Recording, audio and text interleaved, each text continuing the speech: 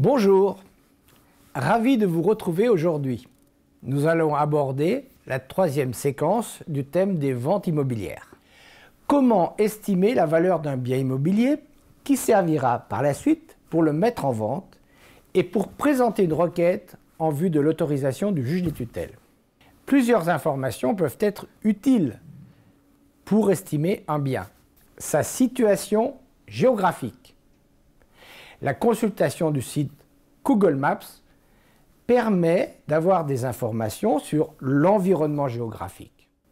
Si des images sont disponibles, la découverte de l'environnement permet de se faire une idée des avantages, des contraintes des lieux.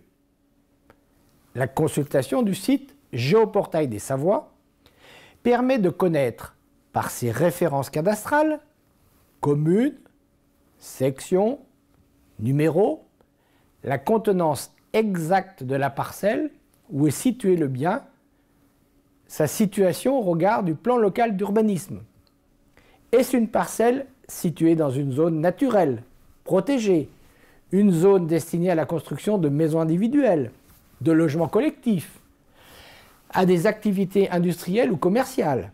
Une autre source d'information est le site impôts.gouv.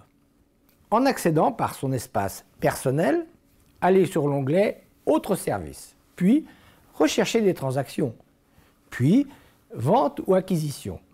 Sélectionnez une adresse postale, un périmètre, la nature du bien, terrain, maison, appartement, et une période, maximum 2 années, antérieure à la demande.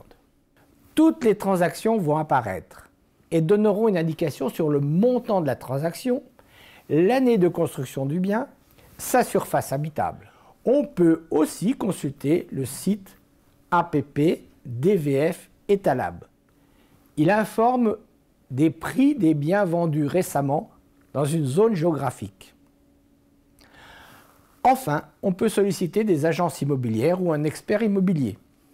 Ces estimations sont établies en faisant référence au marché des transactions ou au loyer pratiqué. En cas de demande d'autorisation au juge des tutelles, lorsque la personne protégée bénéficie d'une mesure de tutelle ou lorsque le bien vendu constitue le domicile de la personne protégée ou sa résidence secondaire, la production de 2 avis de valeur établis par des professionnels de l'immobilier est nécessaire. Les avis de valeur transmis au juge ne doivent pas avoir été établis par le notaire chargé de la vente. Nous voilà maintenant en possession de suffisamment d'éléments pour déterminer une valeur moyenne du bien ou une fourchette de valeur. Si vous souhaitez des précisions, retrouvez-nous sur notre site atmp74.fr. À bientôt!